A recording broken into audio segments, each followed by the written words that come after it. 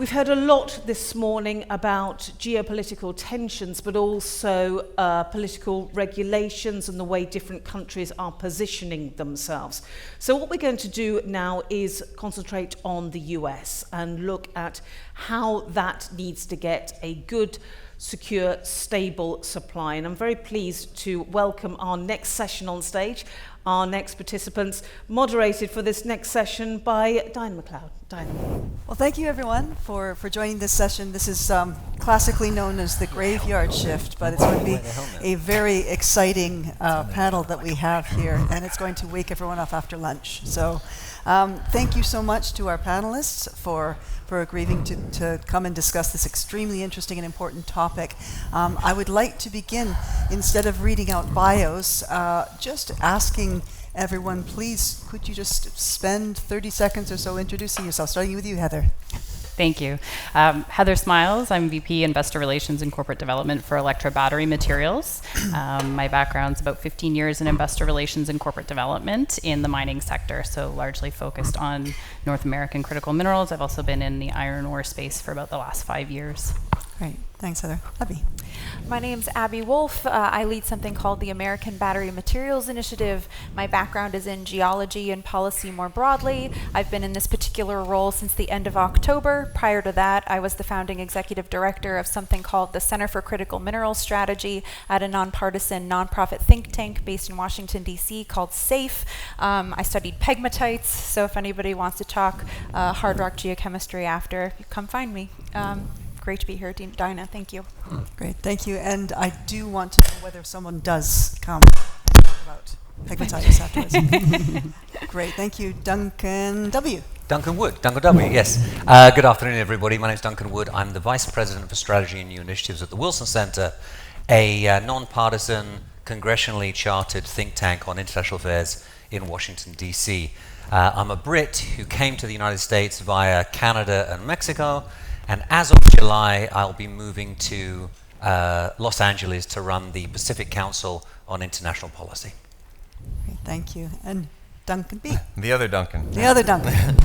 Duncan Blount. I'm Chairman and CEO of Chilean Cobalt Corp, U.S.-based and U.S.-listed developer of critical mineral resources in Chile.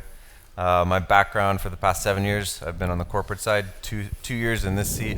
And then prior to that, I spent a decade in investment management and the hedge fund industry, focused on emerging and frontier market natural resource investments, based in Miami. Glad to be here. So this is one of the most important topics facing the United States right now. We all know that the last years have seen incredible turbulence and a total change in the way people approach critical minerals, and particularly the United States has realized the critical importance of critical minerals. So we're here to talk about the challenges and how security of supply can be achieved.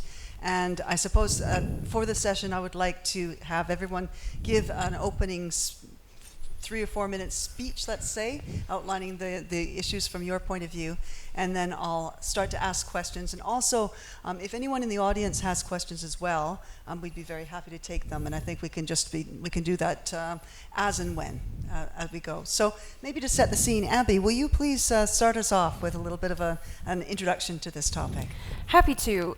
So the American Battery Materials Initiative, or ABMI, is a fairly new initiative led out of the Biden-Harris administration. It is a White House-led, Department of Energy coordinated, interagency effort to secure the minerals and materials needed to meet the Biden administration's EV battery goals. So while I sit within the Department of Energy, where there is tons of expertise ranging from midstream processing and refining through to battery component production and batteries themselves and EV deployment, I work very closely with counterparts from the National Economic Council, the National Security Council, and the whole alphabet soup of groups that work within the White House, and also coordinate across the interagency.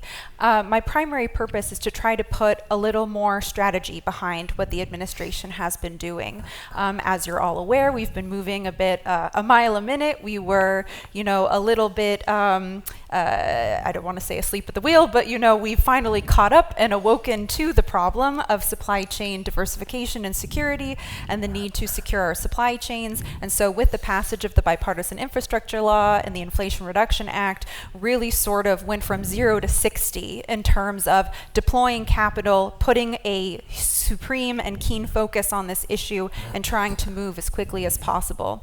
And so now with my appointment to this role, trying to figure out, how do we ensure that those investments that we've made across the administration since 2020, totaling over upwards of $20 billion across the entire supply chain, can be protected from any anti-competitive market behavior. And as we continue to deploy the remaining capital and dip our toes into strategic industrial strategy, that we're not inadvertently making our own investments uneconomic. So keen focus on the midstream, keen focus on standards, and trying to figure out if there's some way that we can create that global race to the top that Undersecretary Fernandez referenced earlier. All right, thanks, Abby. That's a wonderful introduction. 20 billion under, wow. It's a lot. Yeah, it's a lot. It's a lot. So speaking with someone who is outside of the United States, there are two of them on the panel. Maybe I'll start with you, Duncan, if you can tell us how Chile and your company are going to address this. Yeah, sure. So we have the distinction of being in the U.S. but not. So American-based, American-listed, but the operations are in Chile, which is a U.S. free trade agreement country. And our deposit has the unique distinction of being one of the few primary cobalt deposits and districts in the whole world, FTA or not. So one of the areas that we're working very closely with U.S. government in particular is using that FTA distinction and us as an American company. We've had excellent support from State Department, though we don't actually need it in Chile, thankfully. It's a wonderful place to operate, but State's there to help us every step of the way. Commerce Department's been very helpful, Exim Bank in particular. We fit in very, very well with what they're looking to fund. And fitting into an America-centric supply chain solution for cobalt and for copper, our byproduct, much like our Congolese friends producing copper as well. So we're looking at developing the asset in Chile using a lot of American kit, American engineering, and then bringing that material, most of it, if not all of it, here to the U.S. for final processing, refining, and dialing into the battery supply chain that's building out here. Battery and alloys as well, which is just as important, if not more so important, given the current geopolitical heat going on. So that's how we're looking at it. Excellent support from the Chileans as well. They know well about their copper and their lithium. The cobalt that we intend to produce, it was actually from a past producing mine that produced small scale, but in World War II, commercial scale production with flotation plant and everything. But as is the case with most things, a few generations people forget, even within their own country, what they have. So we're working to reestablish production in Chile, primary production, and there's secondary opportunities throughout the country as well. So that's what we're focused on. That's great. Thanks, Duncan. I will turn maybe now to Heather before we bookend with a more strategic discussion to round out the introductions. Sure, yeah, thank you. And that's a great segue. So Electra is positioned as sort of the next link in the chain if you look at the supply chain. So Electra is positioned as a refiner, and we're in Canada, so we also consider ourselves to be not quite American, but definitely North American. And we refer to ourselves as the 51st state on occasion. So Canada is one of those spaces that we partner very closely with the US, and a lot of our policy is very similarly aligned. Our Canadian government, as well as our local provincial governments, have shown quite significant public statements in support of finding ways to elevate the EV supply chain within North America. And so Electra offers a non-China solution for refining of cobalt material. We've got a facility in Northern Ontario that has a previous operating history, so it is a fully constructed, permitted facility that just needs a little bit of rehabbing to bring it back into proper nick, but it can produce cobalt sulfate for the EV battery space. And so what we see in Southern Ontario today is a significant investment in the next stage along to the battery supply chains, we've got billions of dollars of investment, especially most recently Honda's announced a partnership in Canada. And so that development is happening in Canada to bring OEMs into North America and bring the vehicles to the road. And so now we're looking to fill the gap in the supply chain and diversify off from the Chinese supply of refined material and bring a fully North American solution that would be IRA compliant and under the Inflation Reduction Act. That's great. Thanks, Heather. 51st State hurts a little bit as a Canadian, but You know what? We're kind of fans, you know. Great, thank you. And Duncan, if you could round us off with this introduction. Yeah, thank you. So at the Wilson Center for a number of years now, we've been working on the question of critical mineral supply chains. Back in 2021, we published a report called The Mosaic Approach, which looked at the critical mineral supply chain. We're about to publish in the next couple of weeks a report on the EV battery supply chain, which really looks at it from the soup to nuts kind of approach, from the critical minerals all the way through the charging network and the human capital that's needed. And perhaps most relevant for this conference, we'll very soon be publishing in conjunction with the Cobalt Institute a paper by my colleague Matt Solnowski over there, which will be looking at the US cobalt supply chain. And I'm not going to give away any of his very interesting discoveries and conclusions, but he'll be doing that in a panel later on. But I think the experience that we've had at the Wilson Center really does fit in with the experience that we've seen in general in Washington over the last 3 to 4 years, which is that we've come quite a long way in a short period of time. 3-4 years ago in Washington, if you talked about critical minerals, people would say to you, oh, is that rare earths? Then they began to recognize that there was a problem. Then they began to say, okay, we need to do something about it. In a really relatively short period of time, literally in the blink of an eye in Washington terms, we came up with policy solutions or ways to address the challenge. And in typical American fashion, it was, let's throw a whole bunch of money at this, okay? Right. It wasn't necessarily surgical. I do believe that the Inflation Reduction Act, in large part, is actually quite a blunt instrument, but it's moving things. It has been a seismic event in global markets, and it is moving things along. But that got us to the point where we recognized there was a problem, we need to do something about it. I think we're now at the point where we're saying, oh, so the cobalt supply chain is different than the lithium supply chain. The lithium supply chain is different than the manganese supply chain. And we're getting more nuanced as we move on.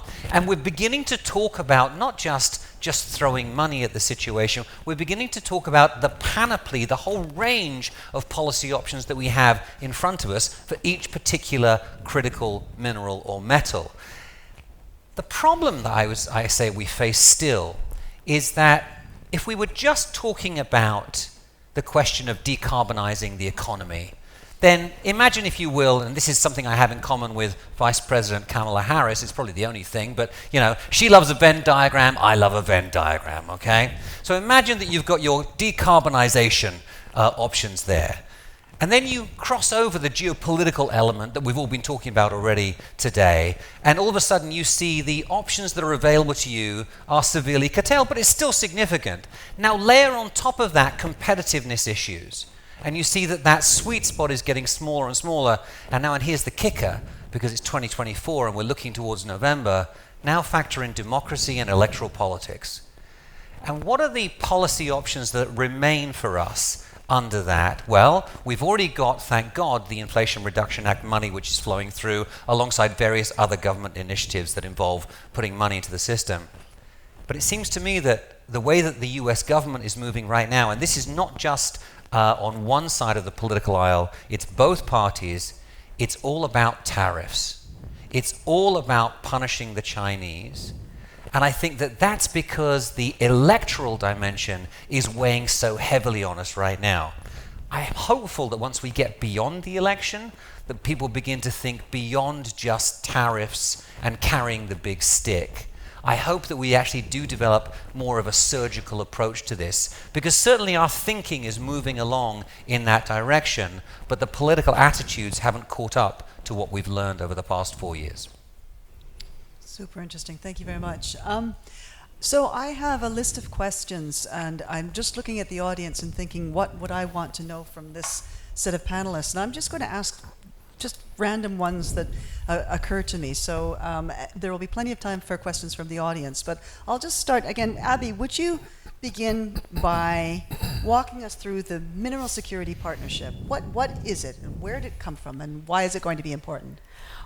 Well, I think Undersecretary Jose Fernandez gave a pretty good overview of the MSP earlier today, but essentially it is a recognition that the United States only has a certain number of reserves when it comes to critical and materials that we're going to need.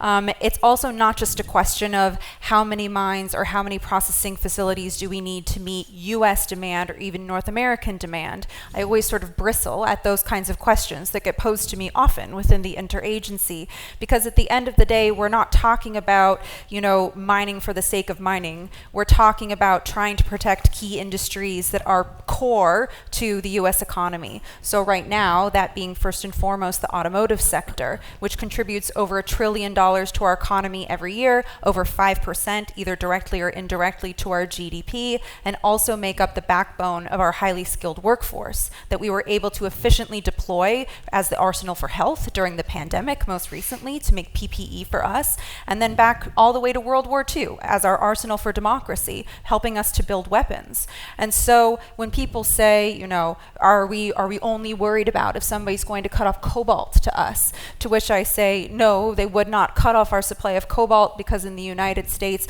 we don't refine cobalt, we do not make PCAM, we do not make CAM. Instead, what would happen, whether nefariously or not, is that, a Chinese battery maker could very rightly say, China is the largest market for these batteries. So I'm very sorry, Ford, I'm very sorry, GM, but we cannot sell you a battery right now because we need those. But what we could do, US consumer, is we can sell you a battery wrapped in a car. And then what happens to those key pillars of our economy? So the Mineral Security Partnership, in recognizing too, though, that yes, you need those foundational building blocks, but how can we partner more strategically? They got knocked a little bit for not having some producing countries. They now have the MSP Forum, but also just seeing how powerful those incentives are from consuming countries. As Duncan mentioned, the IRA being this sort of cataclysmic event that had the power to shift markets because of the consumer industry base that the U.S. has. So I think it's a bit of a balance with the MSP using that.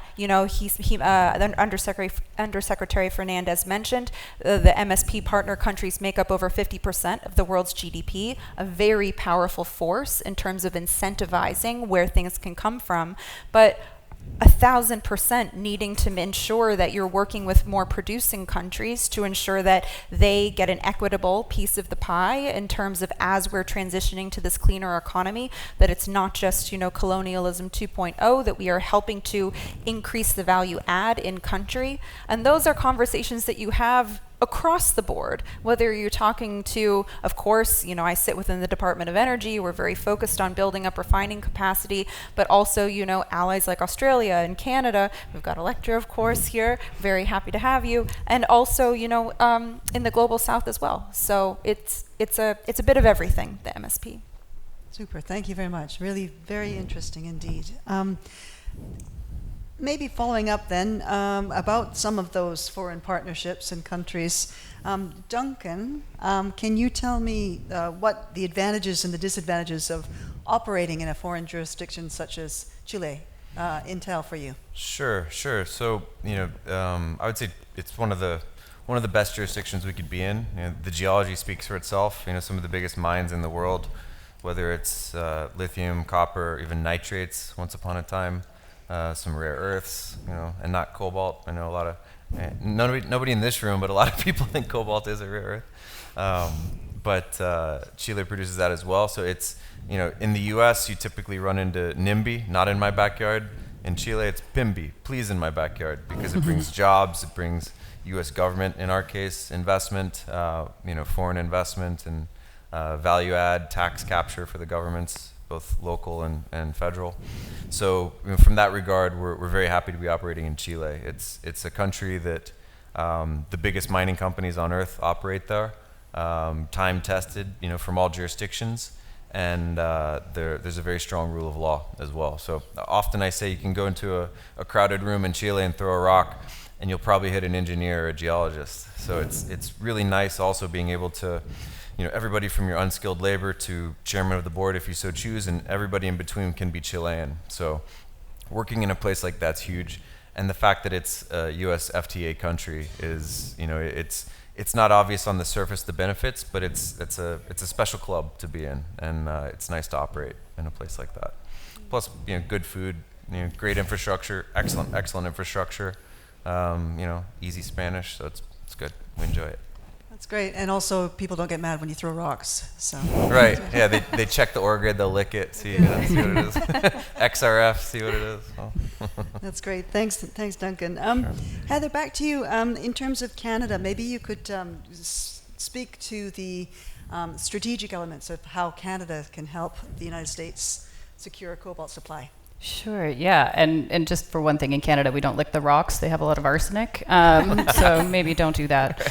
But Canada, historically we've been very supportive and worked in concert with our neighbors to the south. And Canada and the U.S. I think have a long-standing partnership relationship, and we support the U.S. throughout all of their considerations for national security and so on. And so working together with these two countries, I think it's an opportunity. Specific to Electra, we have a facility that is much nearer term to completion than I think a lot of other projects that are necessary in this space. There is a capacity gap, especially for refining, and it will take time for mines to come into production as well. Projects like Duncan's that have great potential, and there's an Idaho Cobalt Belt that has phenomenal potential as well to produce these materials within North America.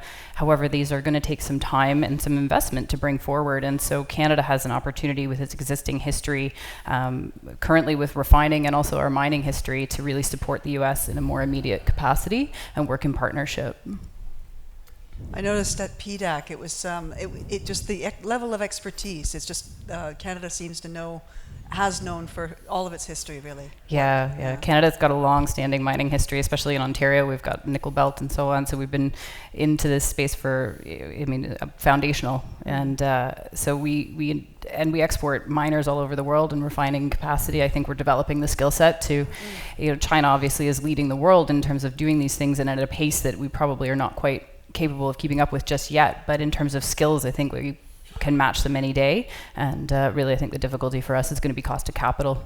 Right. Okay. Very interesting little footnote there. Pick that up later.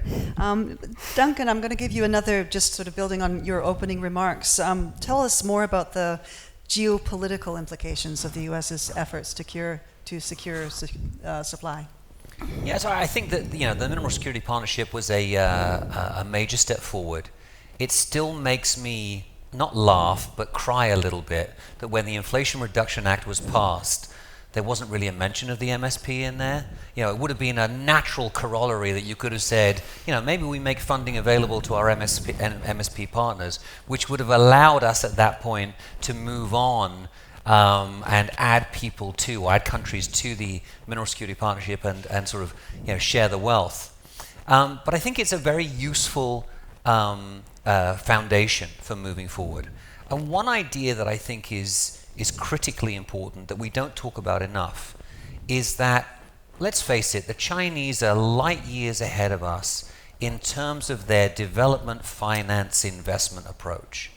And there's no way that the United States or Great Britain or France or Germany or Japan can compete with the Chinese on an even basis, on a level playing field. However, if you were to pull together all the countries that are members of the MSP, or even all the countries that are OECD members, and you said, let's actually not pool our development finance capacities, but let's coordinate in a much more meaningful way.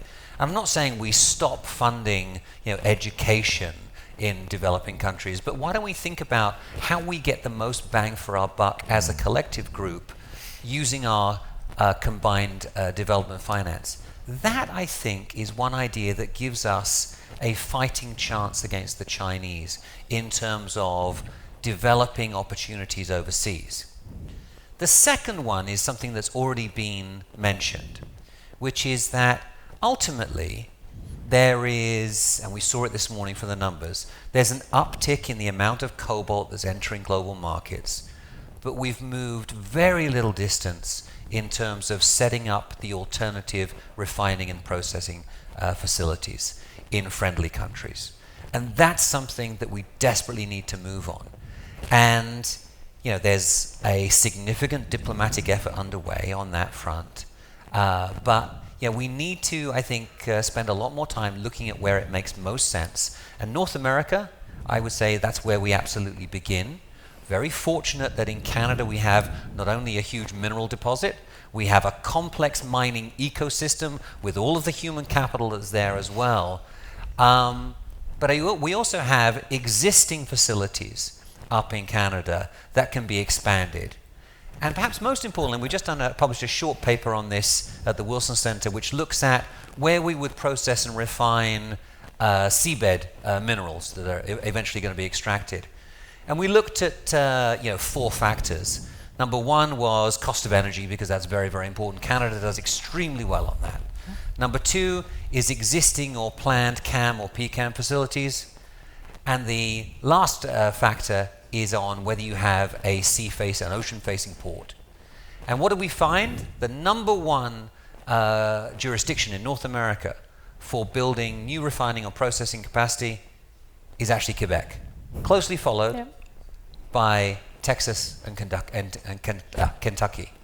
Now, these are opportunities that we're just focusing on that very narrow definition of North America, which is Canada and the United States. Currently in Mexico, we have a government that isn't particularly friendly, isn't particularly investor friendly in particular. But if we were to move beyond the current administration, let's face it, let's remember we have an election coming up in June in Mexico. We find a more friendly administration there. Mexico is another great asset in the North American family. A long mining tradition, the ability there to build processing and refining as well as permitting mines in a much shorter period of time. So I would say that's where we want to move. Let's think about our strengths here. And the United States in 2024 cannot think about approaching the world without first thinking about North America. Super interesting. I'm going to keep on going with this slightly a smorgasbord approach to these. There's so many things that we could cover in this. So I think I'll go back to you, Duncan, to talk us through another aspect of security of supply, and that's about recycling. So can you tell us a little bit about how you predict recycling is going to play a role in this whole huge piece? Yeah, well, I mean, first we'll need the base feedstock, so that'll come from the mines. But I mean, afterwards, I think last year recycling was even 5-6% of cobalt supply. It's only going to grow. I mean, simply enough, most of the cobalt that's being brought, and just talking about the U.S. specifically right now, but it's a global theme. But the cobalt is hosted in the cathode of the battery mostly, and that's it's an explicit area of cobalt concentration, so it can be recycled when the car's done with its life. So I think that lends itself to secondary processing of the cobalt and the nickel, the manganese, lithium, and everything else as well. There's a lot of co-facilities. I mean, Electra's working on that right now. Mm-hmm. There's some others as well. So it's economic. Cobalt happens to be the most expensive part in a cathode even today, I believe. Let alone at 80,000 or 90,000, wherever we see prices going. But that economic portion makes it also more likely to be recycled. And the chemistry, the technology, I think recoveries are 97, 98% and approaching 100. So, the view of a circular economy based on, feedstock that gets, repurposed, I think is going to happen.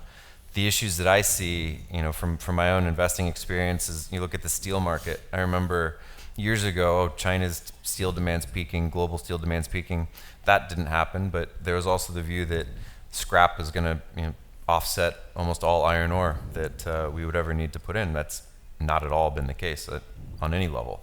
And there has been an enormous amount of scrap steel taken into the secondary market. So I think the secondary market allows for the market to keep growing. It allows for a country, instead of, if you look at internal combustion versus batteries, the world runs on effectively 100 million barrels a day of oil. Those barrels are almost all burnt, so you have to keep importing them. However, with batteries, if you're a country that produces, unfortunately like the US, little to no cobalt right now, you import that battery feedstock in the form of cars or just the batteries alone. you can recycle that, and it offsets future demand. So I think it's not only economic sense, environmental sense, and everything, but it's strategic sense. So, you know, I'm not the one here giving forecasts today. There's others that are doing that, but the pie is going to grow in terms of secondary supply. But first, you need incredible uplift in primary mined material. Yeah. Dinah, can I just jump in very quickly here? I think that this is one area where the United States and its North American partners can actually play a leading role, because innovation is going to be critically important in this area. Number one, as Duncan suggested, getting the material out of the battery is a very important question, separating it out. So I think we're going to see a lot of innovations taking place on the design of batteries so that they're much easier to recycle.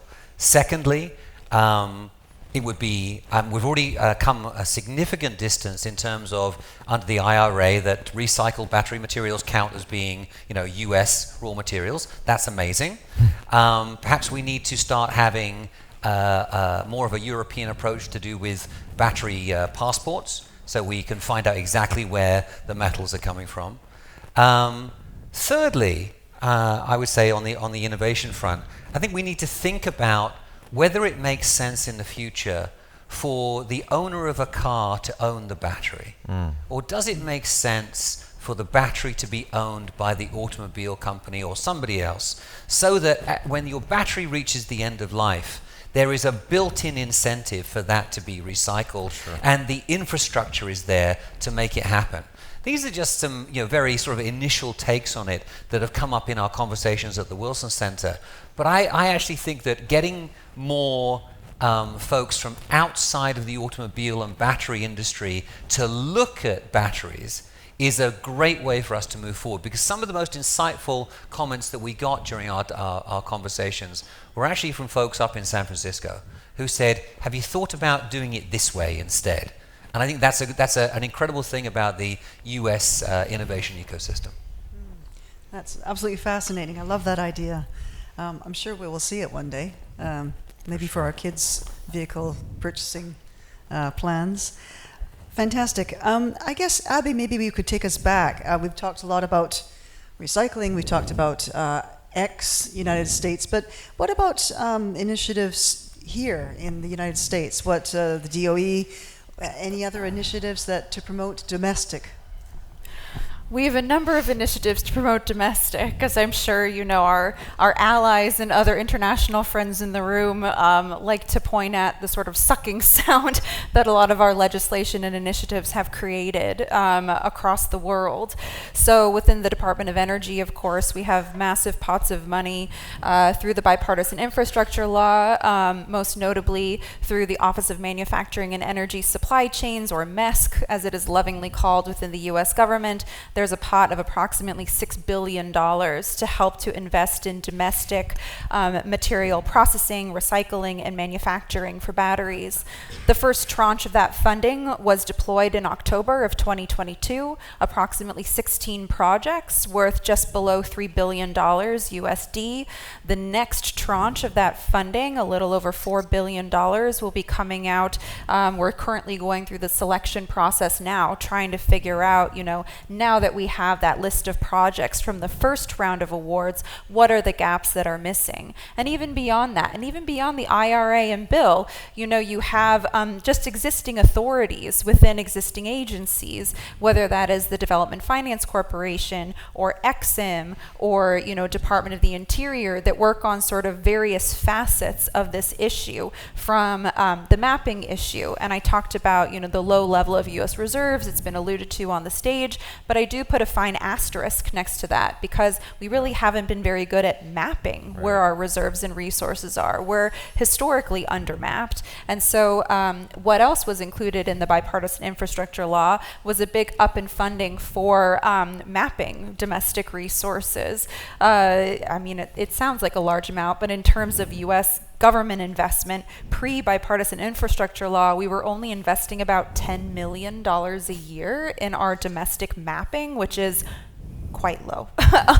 And so now, they've bumped that up to like $64 million per year, but you're still looking at, a workforce shortage and trying to get that relevant expertise. And so again, just harkens back to the fact that we need to be working with our friends and allies and countries all over the world to be sharing information and that expertise.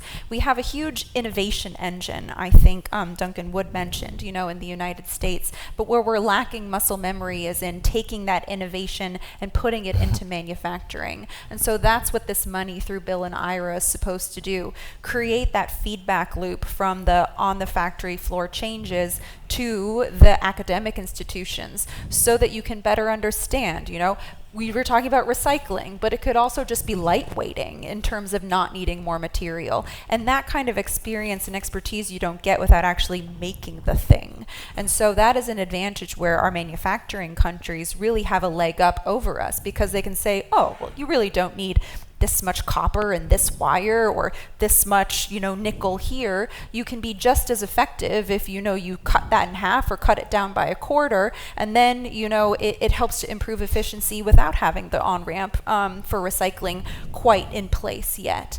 And if I may just comment on the recycling bit too, of course, it all depends on the economics of the situation, and I am not an economist, but situations will rapidly change too if you're in a wartime footing versus not. If somebody creates an export restriction or not. And so our ability to look beyond just the market dynamics of the short-term return on investment, the fact that right now recycling may not make economic sense, but in the longer-term scheme, in a resilience scheme, ensuring that that investment still comes to the table in a proper and timely fashion so that you're not caught completely flat-footed should something happen geopolitically where you need to sort of ramp up those investments sooner. And I do think that the approach, having the raw material processing and the end-of-life battery recycling is just two sides of the same coin. And so the more that we can invest in the knowledge, know-how, metallurgy, chemical engineering, know-how to break down the raw material, it will only benefit us in helping to break down the end-of-life material later on. Mm-hmm. Super interesting. And I like the fact that this is not just about the stuff and the processes, but about the human capital as well as the other capital. Before we turn to some capital questions, I wanted to ask a few questions about transparency and traceability in the cobalt supply chain. And Heather, can you talk through what Electra is doing to ensure transparency and traceability, and what you think is best practice? Yeah, and it's something that the mining industry has done well. I think we've had some experience with this in other elements of the industry, diamond mining, for example, where we've had to navigate some waters that can have some questionable source issues. And so I think it not only sits with the source countries and the regulations that they're within to ensure that their supply chain is an ethical supply chain. And we've seen a lot of very positive success, I think, around cobalt and creating a responsible minerals initiative and so on to ensure that there's supply chains that are clean. But now for someone like Electra, we also have to consider foreign entities of concern consideration as we're bringing material in as well. And so that adds another layer in terms of how we look at our supply chain. So we not only have ethical questions, but we also have to think about the governments and the regulations that we're working within, and how can we ensure that the material that we are bringing forward meets all of the demand requirements that we're looking to fill. So for us, there's a traceability, and then also it involves partnerships and who we're working with. So there's many systems in place that can be used to trace material from mine all the way through to production, and there's more work, I think, going into that. But Responsible Minerals Initiative would definitely be one that works there very well. And so by ensuring that the material is from a clean supply chain when it first comes in, and then from that point it goes through a refining process that is free from foreign entities of concern into the US market or into the North American EV space, and then at end of life we bring it into that next stage and into recycling as well. So you've got traceability all the way through. And then for someone like Electra, I think we're probably the only importer at the moment of cobalt hydroxide, so we've also sort of got a government check and balance on us on that one as well. I don't think you can see too many others. So it's achievable, and I think the framework is there, and it's just really about ensuring that as we develop the supply chain, all of the partners along the way are participating and actively involving themselves in developing that supply chain in the right way. And I think from the US government perspective too, it's not just a matter of traceability, it's a matter of transparency. Because it doesn't really matter if you can track via blockchain or whatever the heck else that the widget is moving from point A to point B, if a month later point A is using forced labor, and you can't prove that. And then the other side of that is, what are you tracking and tracing against? Which leads to the conversation around responsible mining standards and what it actually means. Like, okay, you traced it, but okay, well, their labor practices were this, or their effluent, output was that, and so what does that actually mean? And so in the U.S. government, we're currently going through the actions of trying to do some analysis on, our regulation codified versus, voluntary large-scale standards, and what that could potentially mean for, procurement practices going forward too, which we think could have a benefit as well in terms of a price stabilization mechanism to try to bring some different kind of deposits online, and also help us, whether it's through the Mineral Security Forum, Partnership Forum, or other entities, to try to figure out what are the suite of tools that we should be bringing to some other countries to try to help build capacity, because we very much understand that you can't just throw the book at like every single country and say you're not going to be working with them until you hit XYZ criteria, especially when you haven't defined that criteria yourselves.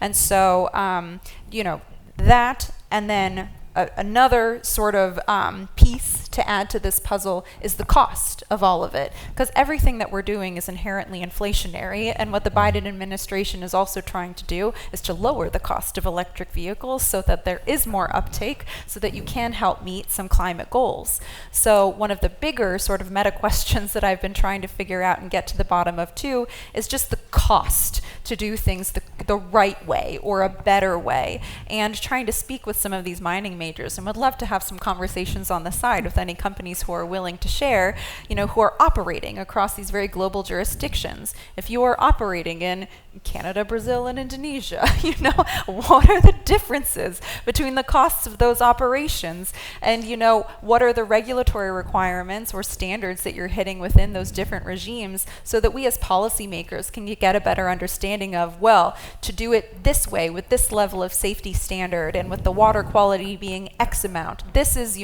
how many people we must employ and how much it costs, versus here the rules are a bit different. So then we can figure out policy tools to reduce that delta as well, to help make the more responsible form of mining more cost competitive, which helps everybody in the long term create, again, that global race to the top. Great. So there's an open invitation to corner Abby about either minerals. What was the mineral? Pegmatites. or about what the costs are of doing business the right way. Yeah. So thanks for that. Turning then to more broadly about finance, Duncan Wood, tell us about public-private partnerships. How can they help us to get the financing that everyone says we need, but we don't seem to be achieving? So there's a couple of points on this. One is to do with the ecosystem that's available out there for the U.S. government to work with. What's the range of companies? And I'm somebody who very much believes in having that as diverse as possible. You want to have big players, small players, but there's a brutal reality in markets, in commodity markets, which is that they do tend to be quite volatile. We see prices going up, prices going down, and that often results in a clear out of some of the smaller players. We cannot base all of our strategy on the smaller players. So to build on what Abby was saying, we need to find the big players who are out there who can become long-term partners for the US government, who can provide that kind of stability, but in exchange, they need to be offered some kind of stability in terms of the demand for those materials and the fact that the United States is going to be a reliable partner. And I think there's still questions out there in the world about whether or not the United States is a reliable partner. And I can make the broader geopolitical point about that, but I think it's, in this specific area, the question is the United States going to stay the course? What kind of price stability can the United States not guarantee, because nobody can really do that, but help to build into the system? Those are the kind of questions which I think are becoming more and more pertinent as we move forward. And from the private sector side of things, they need to be in constant communication with the US government, need to be telling the US government, really what the market conditions are, what are all the things that they're doing out there, how do these markets differ one from another, and sharing a lot of their sort of insider knowledge of the cobalt industry. The second point that I want to make is this, is that, living in Washington at this point in time, if there's one word you can throw into any conversation to get people to agree, it's China, okay? And there's hysteria about China in Washington. And we've got to calm down, because we've moved already from a conversation about decoupling to de-risking. But we're learning still that there are many areas of the economy where we simply can't do without Chinese content at this point in time. And a lot of people don't want to admit that. A lot of people say, oh, there's other options out there. But when you actually get down to the nitty-gritty, it turns out there aren't other options out there, or not economically viable alternatives at this point in time. And I'm not saying we should give up on building those alternatives, because, as I say, diversity matters. But in this case, we need to actually think about what the reality is. And so if there are companies that are doing business in China, and part of the inputs into their manufacturing process or their cobalt refining process are in China, we're probably going to have to be okay with that, at least in the short to medium term. Because that's the way things are structured right now, and it's going to take a long time to move things. So when we're looking at public-private partnerships, let's not just immediately reject the Chinese element at this point in time. China is out there. China is such an important producer. China is such an important part of the supply chain. And without China, we actually become less resilient in the short term. But we need to build up the alternatives so that we depend a lot less on China in the long term. It's just trying to get the private capital in the meantime to make those moves. Yeah. If you know that there's going to be, as you said, there's no economic case right now to really be made to move everything outside of China, which is why, the national security implications of it, and understanding that as we're trying to build this next industrial revolution, that there isn't, to be glib, a kill switch built into the economy that you're trying to build. And so I think that, Russia's invasion of Ukraine put a very fine point on that for our allies in Europe, and that they understand that they are currently, potentially helping to fund the war machine by still purchasing a lot of the energy and raw materials upon which they rely in Russia. And so I think that, certainly we're never going, and should not, try to completely cut China out of the supply chain. Is not the intention at all. I forget the exact word that you used initially, but I would say it's not, a punishing. That was the word I think you used. We're not trying to punish China. What we're trying to do is level the playing field and give industry a reason to quit hitting just the easy button and continuing to get the cheaper product from, and good on them, an authoritarian regime that picked a direction for its country and went there. And to your own point, Duncan, we exist in democracies where, yes, we can't say you're going to buy an electric vehicle and you're going to like it. We're going to make it incredibly difficult for you to buy an internal combustion engine vehicle. We have to not only answer to voters, companies have to answer to shareholders in a way that is just not done in authoritarian regimes. And so you have to then provide some sort of incentive or reason then to diversify and de-risk those supply chains. And I'm not an economist, but pure economics just makes it incredibly difficult to make that argument. And I think this is the fascinating thing about it, which is that, in energy circles, we talk about the energy trilemma. How do you balance energy security, sustainability, and equity? I think in the energy transition in general, and in particular in this area, how do we balance the sustainability side of things along with the geopolitical side of things, along with the competitiveness side of things, along with the democratic complexities of a country like the United States? And ultimately, as I said in my opening comments, this quadrilemma, if you like, comes together to leave us a relatively small space of options that we can move forward on. And what are we going for right now? As I said earlier on, we're looking at tariffs. We're looking at, a conversation about a 100% tariff on Chinese vehicles, EVs, in the US. And that ultimately runs up against our sustainability goals, because the more we do that, the more we eliminate the cheaper options for people to be able to buy an electric vehicle and therefore cut their emissions. So we've got to think about this in a much more holistic way. What are the goals that we're ultimately trying to achieve? If it's simply decarbonization, that's one set of options. If we're trying to build up competitiveness of the United States, if we're also trying to think about how the United States meets the China challenge internationally, there's a whole other set of options that are there.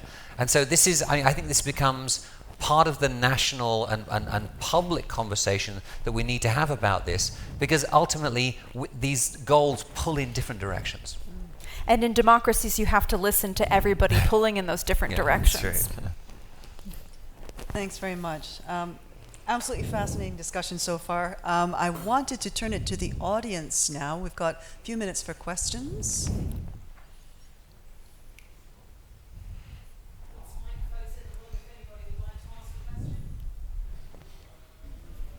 We've wowed them. Yeah, you solved it. Answered them all. I think Duncan's point on the trilemma or quadrilemma is very well made. I often think about it in terms of you have your climate endpoint, your diversity, your supply chain diversification endpoint, and your ESG endpoint. And the more you move toward one of those endpoints, the further away you move from the others. If you are only focused on supply chain diversification, then you will likely slow down your ability to meet that climate goal. If you move toward that climate goal, you're moving further away from your ability to diversify the supply chain or even to meet ESG goals, quite frankly. So, and if you only move toward ESG goals, you probably are slowing down your climate goals, which again, it's for Democrats too, can be a bit of a pickle when you have, your climate hawks versus your, public lands and, and labor hawks as well. And so that's what you're sort of seeing play out in real time, I would say. And I think there's a word that we don't use enough anymore that we used 3 or 4 years ago, and that was resilience. It was resilience of supply chains. Yeah. That's what we were looking at. And resilience sums up so much of it, not all of it, but a lot of it, which is to say we can't just depend on China, but we probably need to depend on China for a little while longer because we don't have the alternatives. Resilience sums up the fact that we need to have that innovation component in there. We need to work with other allies and partners. We've got to think about the human capital component. And it's really looking at this in a, I've used the word before, holistic way. It's understanding its entirety rather than just looking at one element of it. And so I think that if we can come back to that conversation, and maybe this is the dreamer in me, but if we can have that rational conversation in politics and policy about what will actually work, what is sustainable environmentally, economically, politically, etc., then I think we'll be doing the public and future generations a greater service. Super, thank you. Yes, we've got a question from the audience. Hi, I'm Tom Kavanagh from Argus Media. I wonder, as a European, you look at these conversations and I think that the talk around 100% tariffs on EVs in the US and some of the Inflation Reduction Act is kind of scary to Europeans, because if the US puts those tariffs on vehicles, then they could flood into Europe and things like that could happen. And I know that the IRA has been pulling investment away from Europe as well. So I wonder if anyone on the panel has any recommendations for what European policymakers should do in reaction to some of these trade measures that are going on between Europe and China, in the US and China, sorry. I would say you could learn from our what we've done so far. Even if it was just a matter of deploying capital, which everybody likes to point at and groan, the billions of dollars, you'd think we'd be in a much better position than we're in right now. When we're all continually having the same conversation around getting private sector capital still off the sidelines. Because even though we have $7 billion, $6 billion to deploy, those companies don't get that money until they spend the dollar first. And they can't get that dollar because they can't get off-takers, and they can't get off-takers because the stuff is too expensive. So learning that, some of our production tax credits, might need to be attuned a little bit better, that you can, target those production tax credits in a way to attract different parts of the supply chain. I'll just point out that so far the US government has made a total of 8 investments in the downstream, for battery manufacturing and EV assembly, but that is translated into 91 private sector investments in the last couple years, just since the bipartisan infrastructure law and IRA were introduced. Where conversely, for this tricky middle that we're trying to get at, we've made probably around 85 investments. I mean, considerably, the average award price is a bit smaller, but still the volume of projects being greater, and you're only seeing a translation from the private sector investment to the tune of around 40, I'm being generous with that, investments. And so you're really, I think, in my opinion, the incentives that you put there instead, it's hard to overcome with inflation, with, building up new materials, with training everybody, the CapEx. We have the grants in place for that. But then just if your operating cost is going to be inherently expensive, even beyond that capital cost, then is the juice worth the squeeze? And so trying to figure out how to attune those incentives based on what we've done is probably the advice that I would give. Yeah, I think it's aligning the PPP structure. I mean, as we've talked, in my mind, the most powerful combination in the world is American entrepreneurs and government funding. So you put that together, subsidize CapEx, not OpEx, make sure that there is private sector capital coming in. I mean, the bottom line is it's a tough cycle for all of us, especially us on the mining side. So, but seeing some level of government support, as we've started to see ourselves at Chilean Cobalt, some level of government support that crowds in others, and then that gets it going. And that's about about the most powerful thing in the whole world. I think the European governments collectively and individually are going to be doing that. Australia, Canada, and then all of us together. I mean, it's I think frankly the only path forward. I remember when the Inflation Reduction Act was first passed, and let's face it, it came together very, very quickly in the end, and most of us, or a lot of us, were really surprised by how quickly it came together. But it really made me laugh at the time to hear Europeans, Japanese, Koreans talk about, I can't believe they went ahead and did this without talking to us first. Yeah. And I was like, have you not studied American history? They do this all the time. Okay. We talk to everybody that matters. But there was that initial shock, and it was kind of like the 5 stages of grief, as it were, right? There was the shock, there was the anger, then there was like the certain amount of bargaining. Can we get inside the Inflation Reduction Act? And I think we're at a very interesting point right now, which is that the European approach used to be all about sticks, right? It was about punishing. Then they understood, I think, very quickly after the Inflation Reduction Act, the incentive side of things, the carrots really do matter.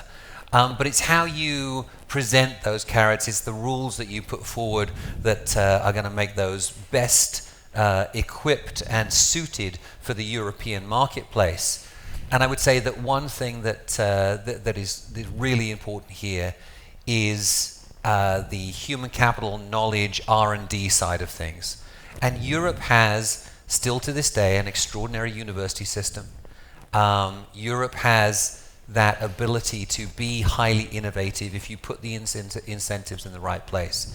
And that's where I would put my money. If you made me, European president for the day, that's what I would do. I would say, let's put all our eggs in the basket of innovation. Let's create the ways in which we can actually become market leaders in the future.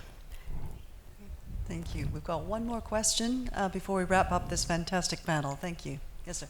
Hi, my name is Stefan Bosio. I am with Ridgeline Element. I have a question really open to the whole panel.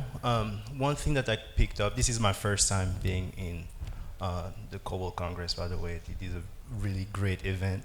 I'm originally from the Congo, and one thing that I saw is that we really pointed out the fact that China does have a really big advantage, and they are very far ahead whenever it comes to the cobalt industry.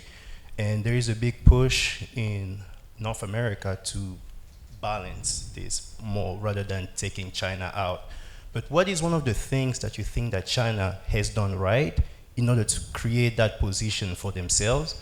And how do you think that North America can compete in that situation, especially when it comes down to the well-being of the people where those mines are actually located at? Because as you all mentioned, Congo probably has over 65% of the cobalt reserve in the world. But by the end of the day, what can we do to advance the American input in cobalt while also do things better for the Congolese people?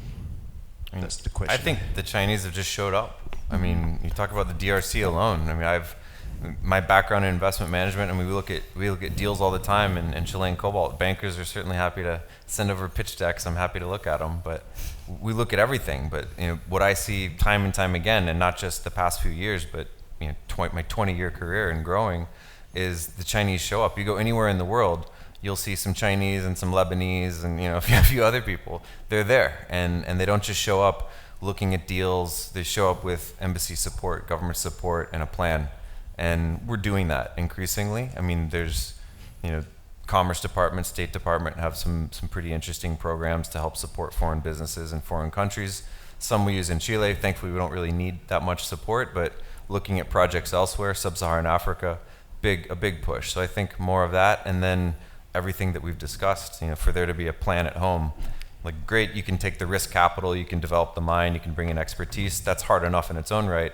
But when you do develop that, what are you going to do with the output? If that's coming, home to the U.S. as it does to China for strategic goals, then, and those goals are funded, then you're gonna, it's going to create an ecosystem of success in securing minerals. And I think that's what we need to do. Yeah. But I think your comment about, are those goals funded is really important as well, right? Because I think, having been through this now I've been in this space with Cobalt for about 8 years now. And so, of course, you ride the highs and the lows on the pricing. And so to Duncan's point earlier, you see a lot of companies that really struggle when those lows come. And so we have a stop-start mentality going on with throughout the supply chain, where China, because the support that they have internally within their government and funding, they can support to ride that high-low market cycle and really see the stability and those projects come forward. So not only is it the ability to show up, but it's the ability to maintain through those cyclical markets. And I think that's something that is developing now. We're starting to realize that we need to put those supports into place to build out that supply chain elsewhere, but it is something that I think provides a lot more stability from the Chinese side versus any other market participant at the moment. Let me say one thing on this, which is going to be not necessarily popular.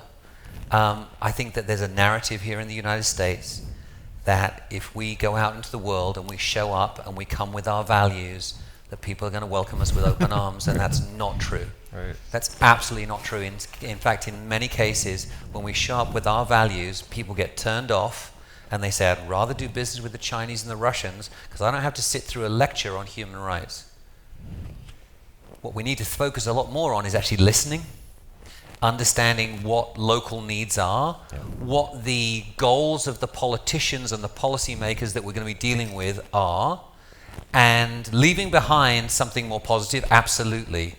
But, let's focus less on this, because let's face it, we still, in many cases, have a colonial kind of mindset, which is that we're going to give you something which is good for you. Let's start listening about what people actually want, what countries want, what their goals are.